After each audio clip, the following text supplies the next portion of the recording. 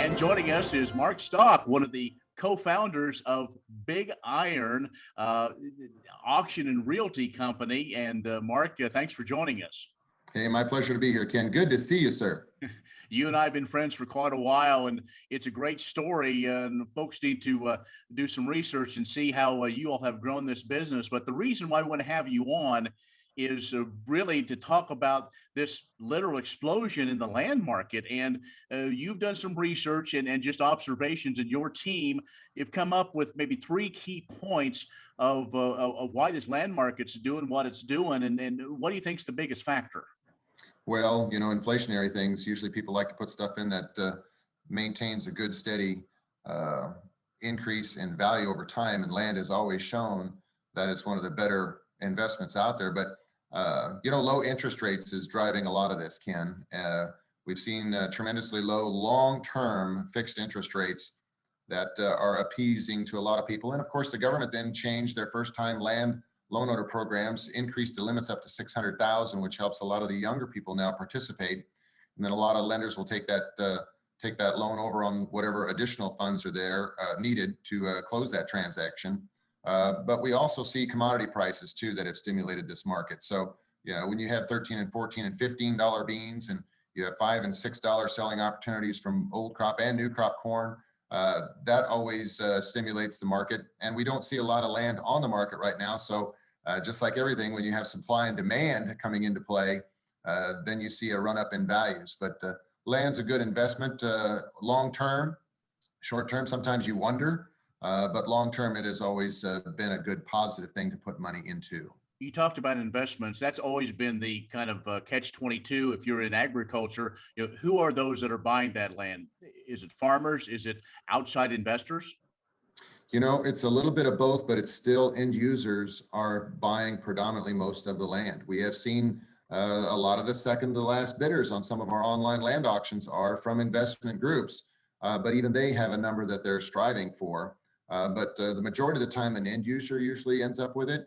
But the investor groups are adamantly looking to put money in. There's a lot of these folks in the big roll hundreds of thousands or $1 million into funds, and then they own a small percentage of some farmland because they also see the value that farmland brings to the equation. We've got carbon credits that might be a big added value to land ownership.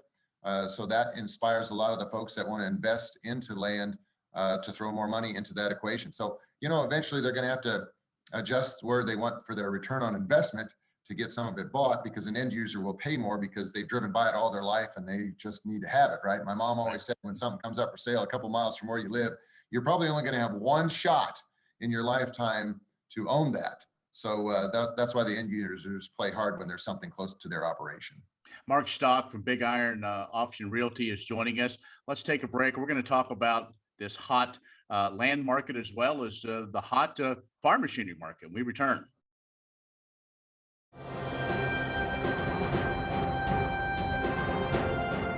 Mark Stock from Big Iron Auction and Realty is joining us. And Mark, we're talking about the land market. Also want to talk a little about machinery in just a little bit, but you know, you had some factors on what's driving this and what the bottom line is. It's a hot market to own land.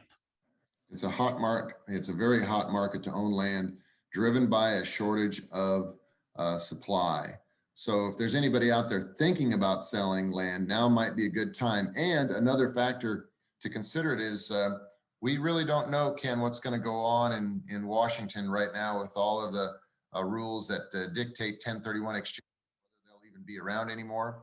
We don't know how the inheritance or estate taxes may be changing. They're talking about it all the time. They're talking about giving exemptions to ag folks so the land can stay in the family farm, or the family farm can stay in the family. But sometimes it's out of your control if it's out of your control. And right now we've got some folks that are talking about getting their land put on the market. In fact, we're selling a bunch of land throughout Kansas here in just a couple of weeks because these folks know what the rules are right now, and they can work with these rules as they're established right now. And they're going to probably do some 1031 exchanging when this property sells. But supply is important, and there is not a lot of supply out there, but it's something to consider if you're worried about the taxes situation. kind of like the same thing in the equipment business.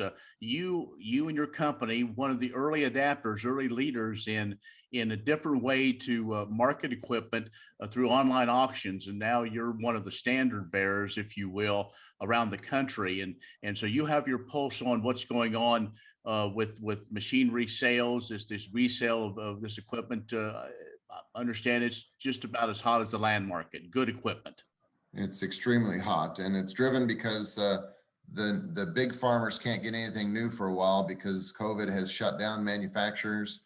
Supplies to put the products together have been delayed, and then of course the labor situation has delayed everything. So if you are a farmer and you've got additional acres that you put into your operation because somebody has retired and you need an extra planter or an extra tractor or a bigger combine, boy, I tell you what, you can't get a new combine right now till after harvest if you ordered one from most of the manufacturers. So if you see a used combine that's low houred or a used corn head, in fact, some of these draper heads and these shellborn stripper heads that are selling right now are bringing full bore retail, if not a little bit more, because they just can't get them. So it's a supply and demand cycle, Ken, that is driving the market. Also, commodity prices driving the market. If they're gonna figure out a way to beat a little Uncle Sam in the farm sector, they'll buy a newer piece of machinery if they can get their hands on it. So the way I understand it is you're saying right now is a seller's market. It is a seller's market. We've got folks that we're planning on retiring or having their retirement auction next year. They're looking at what these prices are right now. They can recapture a lot of their depreciation just based on the uplift in the market. So they're pulling the trigger now, and we're having sales in July and August already on retirement auctions when they're usually done in November and December because they want to take advantage of this. Mark, if folks want to learn more about what the Big Iron Auction Realty does or meet some of your team members, maybe have some discussions, how can they do that? Well, if you go to our website, bigiron.com, that's the first avenue to reach us. There's a button there that says contact Big Iron or sell your equipment or sell your land. And our phone number is smeared all over the bottom of the pages too. So pick up the phone, give us a call. We'll connect you to the rep who is local to your area. That's one thing we pride ourselves. We are local everywhere we're at. The people live in the areas in which they serve. So they know the market, they know the sellers, they know the buyers. It's a smooth transition. All right, Mark, it's always great to catch up with you. Thanks for giving us your insights. Appreciate it. Thanks, Ken. Mark Stock with Stock Auction Realty has joined us. Stay with us. We'll have more coming up.